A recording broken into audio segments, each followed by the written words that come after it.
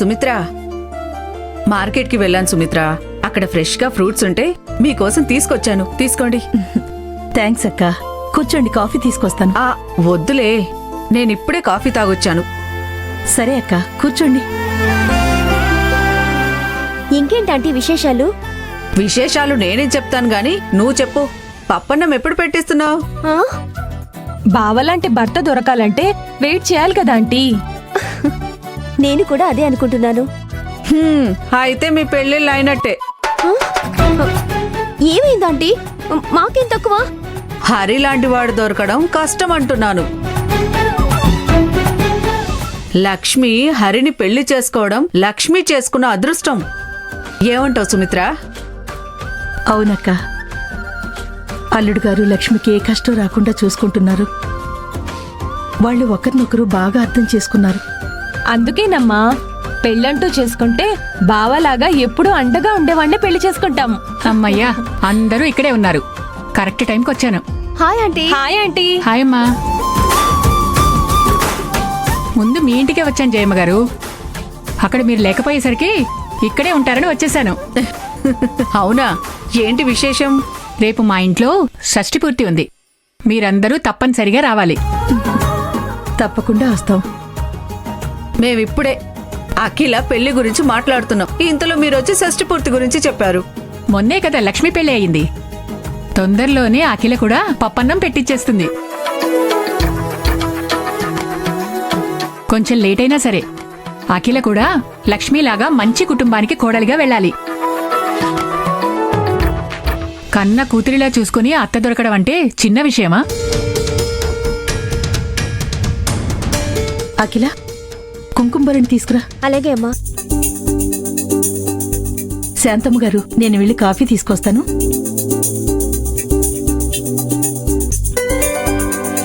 నిఖిల, మీ అక్కకు ఫోన్ చేసి ఇవ్వు. ఇక్కడే ఫోన్లో చెప్తాను. అలాగే.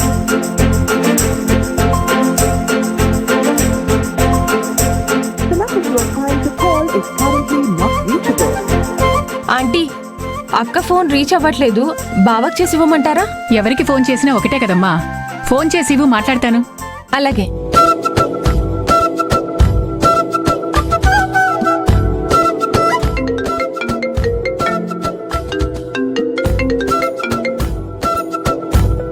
హలో నిఖిల, చెప్పమ్మా. హలో బావా, మా వీధిలో ఉన్న శాంతమ్మ ఆంటీ గారు రేపు వాళ్ళ ఇంట్లో ఫంక్షన్ ఉంటే ఇన్వైట్ చేయడానికి వచ్చారు. మీతో మాట్లాడతానంటున్నారు. అవునా? సరే, ఫోన్ ఇవ్వు. అలాగే బావా. ఆంటీ, బాబా ఫోన్. హలో బాబు. నమస్తే ఆంటీ. బాబు హరి, రేపు మా ఇంట్లో షష్ఠి పూర్తి ఫంక్షన్ ఉంది. నువ్వు లక్ష్మి తప్పకుండా రావాలి. అయ్యో, తప్పకుండా వస్తాం. ఇంటికి వచ్చి పిలిచేదాని బాబు. రేపు ఫంక్షన్కి సంబంధించిన పనులుండడం వల్ల ఇక్కడి నుంచే పిలవాల్సి వస్తోంది. ఏమనుకోకండి. అయ్యో, పర్వాలేదు ఆంటీ, మేము తప్పకుండా వస్తాం. ఓహ్, లక్ష్మిని అడిగానని చెప్పు బాబు. సరే ఆంటీ, ఉంటానంటీ.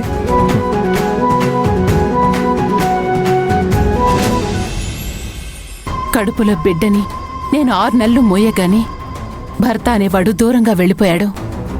భర్త స్థానం, బిడ్డ తండ్రి స్థానం ఎప్పటికీ రాలేదు. క్షమించండి, మీ వెనుక ఇంత బాధ ఉందని నాకు తెలీదు.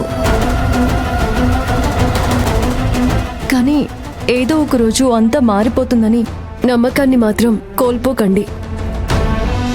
నమ్మకం ఎప్పుడూ పోయింది మేడం. ఇలా ఎవరైనా వస్తే మొహం చూపించకుండా, బంధువులొస్తే వాళ్ల మాటలు పట్టించుకోకుండా పని చేయాల్సొస్తోంది. ఎవరైనా బయట వాళ్ళొస్తే ఇలా కొంగు కప్పేసుకుంటాను. ఈ పాపిష్టి మొహాన్ని ఎవ్వరికీ చూపించుకోలేను మేడం. అందుకే ఒంటరిగా ఉన్నప్పుడు మాత్రమే ఈ ముసుగు తీస్తాను. అర్థమైందక్క, మన ఆత్మవిశ్వాసమే మనల్ని కాపాడాలి. అది సరే అక్క, మీరెక్కడి నుంచి వస్తున్నారు? మీరు మొదటిసారిగా ఇక్కడే పనిచేస్తున్నారా?